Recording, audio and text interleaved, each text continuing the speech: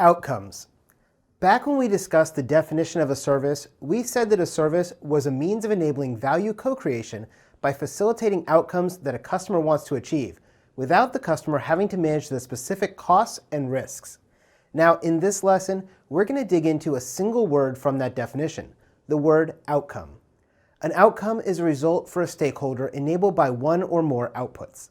This is focused on the customer's desired outcome, not the service provider's though, and this is important to understand.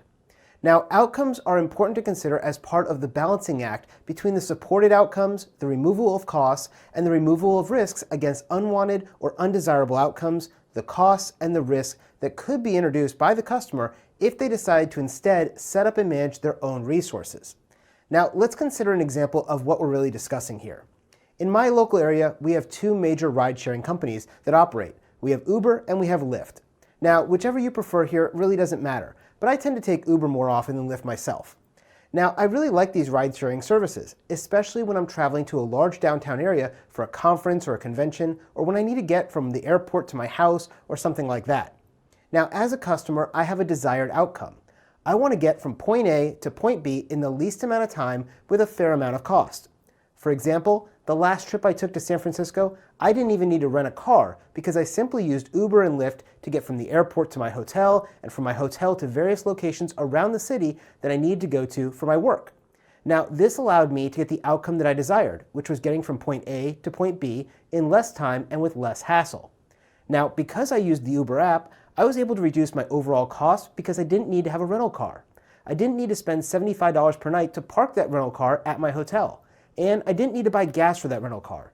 I didn't need to purchase insurance for the rental car. You're getting the idea here. I was able to remove a lot of the costs because as a customer, I simply paid for the service every time I needed it, and I was able to achieve my desired outcome, getting from point A to point B.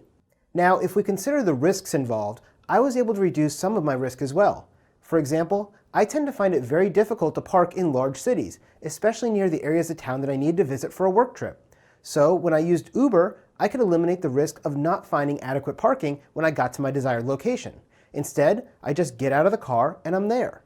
I also eliminated the risk of somebody stealing my rental car while it's parked or breaking into it and stealing my luggage. All those type of things are eliminated and it's no longer a risk for me. Now, I think you're starting to get the idea here. There's lots of different costs and lots of different risks that can be reduced if you're using a service. And I can gain the benefits of the service as a customer by using this ride-sharing app instead of renting my own car whenever I travel to a big city. Now, conversely though, I need to balance this with the other side of the equation. There are certain costs and risks that I'm assuming by choosing to use Uber or Lyft instead of renting my own car. First, there's cost imposed upon me by the service provider. Beyond the actual service cost to get from point A to point B, there's also a requirement that I maintain a smartphone to run the app. And I have to ensure that I have a data plan on that smartphone, and I have to make sure that my smartphone has enough battery power. All of this are things that have to happen so that I can connect the app from my phone to their central server in order to order that Uber to my location and have them pick me up. Now, this goes back to our original point about value, right? Value is co-created, and a service is all about co-creating value by facilitating those outcomes that the customer wants to achieve without the customer having to manage the specific costs and risks of that service. So as a customer of this ride-sharing service, I need to co-create the value of the service by having a smartphone and an active data plan and enough battery power to run it. Now, Uber, on the other hand, needs to ensure that all the other technical details of the service are taken care of. They're going to provide the servers that enable the service. They're going to enable the technology and the software code and all of that other stuff. Now, I mentioned that the customer doesn't want to manage the specific costs and risks. What risk might there be with using an Uber instead of having your own rental car? Well, I've had an occasion or two where I've had to wait for my Uber to arrive because there's none in the area, and sometimes this will take me 10 or 15 minutes. Now, if I'm running a really tight schedule, there's a risk that I can miss my meeting. There's also a risk that a driver just isn't in the area when I need one. And so if you happen to go to a city center where there's a lot of Ubers and you travel to a location in the suburbs where there's not a lot of Ubers, well, this can become a problem when you're trying to get a ride back to the city. This is a risk that you're going to assume. If you had a rental car, you wouldn't have this risk because you could simply jump in the car, turn the key, and start driving. Now, as we have these costs and risks that the service has now imposed upon me as their customer, I now have to decide whether I should ultimately use their service or say it's not worth the effort and I'll simply rent a car and drive myself around. Now, this is the idea that we're all going to be thinking about when we think about a service, whether we're the one using the service or the one providing the service. That decision is going to be based on value. All of this comes back to value. If the value is being co-created to achieve the supported outcomes, then the removal of the cost and the removal of risk has to be greater than the unintended consequences. And if that's true, the introduction of these new costs or the introduction of new risks has to be balanced and shifted in the favor of the consumer if you want them to buy the service from the service provider. In this case, ordering an Uber or a Lyft instead of renting a car. It's all just about balancing this value, right? If we're the service provider or a service provider organization, like Uber in this case, we need to make sure that we're giving more value and removing more costs and risks than we're introducing. And this way, the customer will want to use it. Now, in order for the customer to see the value that we're generating, this has to be true. It has to tip the scales towards the customer side. Now, as a service provider, we want to make sure we're getting value in this too. If we're the customer, we need to make sure that we're not creating additional costs or risks for ourselves that outweigh the benefits of the service that we're going to consume. So if I'm going to go ahead and outsource my servers, I want to make sure that it's cheaper for me to do that and provides me more value for me to do that than just to simply run the servers myself. Now, each person or organization is going to weigh the value proposition, and they're going to determine if it makes sense for them.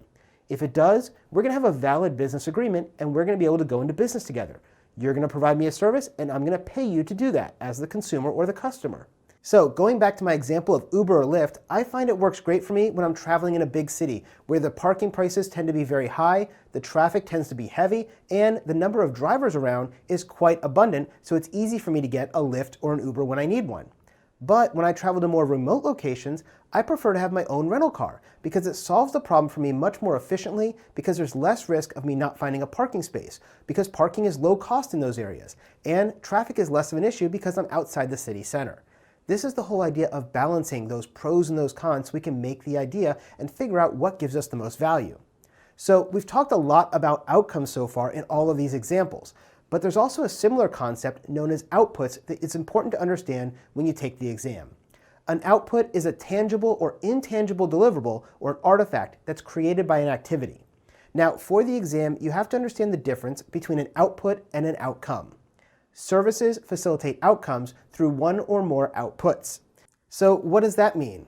Well, an output could be a report. It could be a bill that you receive at the end of the service that you've consumed. Or it can even be an email if you're using a webmail service. All of these things are considered outputs. They're that tangible item that comes out of using that service. Now, I like to think about this in a more tangible way though. Consider this course. When I'm writing and filming this lesson, the output is the final video that you're watching right now. But this isn't the outcome, it's just the output. So if the video isn't the outcome, what is? Well, it's the desired value that you're trying to achieve from this video. In the case of this video and the others in this course, the outcome for a student like you is to be able to pass your EIDL 4 foundation exam. If you're able to do that after watching these videos, then you've achieved the outcome that both you and I have desired. This is an important concept and one that people often confuse because the output is easily measured, but often the outcomes are not. It's easy for me to create an outline and list all of the videos that we're going to produce for this course. We can say, for example, there's going to be 100 videos in this course. And if I've already filmed 12 of those videos, then I'm 12% complete with creating this course. And so I have outputted 12% of the product. Now, this is measuring outputs though, right? It's not measuring outcomes. Do we know that 100 videos is the right number to help you as a student get from the beginning to the end and pass the exam? Well, if the outcome we want to achieve is a student passing, then 100 videos might not be the right measure. Maybe it only takes 25 videos, or maybe it takes 200 videos. We'll have to figure that out and measure that as we go. And as we figure out what things are working, what things aren't, we add or we remove to the course to make sure that our students are always going to be able to pass the exam. Now, output is part of an outcome, but there's more to it than just outputs. So when you think of outcomes, I want you to remember that it's what you're able to achieve as a result of the activity, as a result of this interaction, not just the outputs that are being created. Going back to my Uber and Lyft example, the outcome is me getting across town and to my meeting on time because of the service provided by those companies. The outcomes of taking this course isn't to say that you sat here and watched 100 videos for X number of hours, or whatever it happens to be, but instead it's focused on you passing the exam. That's the outcome that both you and I want to achieve here. Now, because of this, outcomes can be a bit more intangible, where outputs tend to be much more tangible. They're things you can touch and feel, like papers and reports and things like that. It also means that outputs are easier to measure because they're the results of an activity. So when building your service metrics, be careful not to measure just outputs, but instead you need to put some thought behind how you're going to measure your outcomes as well. Because otherwise, you're going to have people working for you that game the system. They're going to be pushing different things to make it look like all those outputs are really high, but you're never going to achieve the outcomes you want. So really think about that as you're building those metrics, and be sure to measure your outcomes, not just your outputs.